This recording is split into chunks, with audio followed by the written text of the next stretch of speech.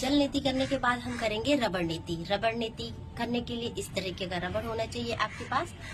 और रबड़ नीति के भी फायदे वही है जो जल नीति के है। इसको भी आप कोल्ड में, कफ में, अस्थमा में और आपको टॉन्सिल की समस्या हो उसमें आप कर सकते हैं। चलिए हम स्टार्ट करते हैं। लेफ्ट नॉस्ट्रिल से रबड़ को धीरे धीरे अंदर ले जाएंगे।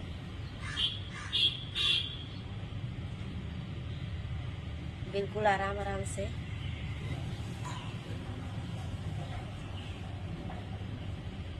अब एक साइड से करने के बाद दूसरी साइड से करेंगे, राइट साइड से।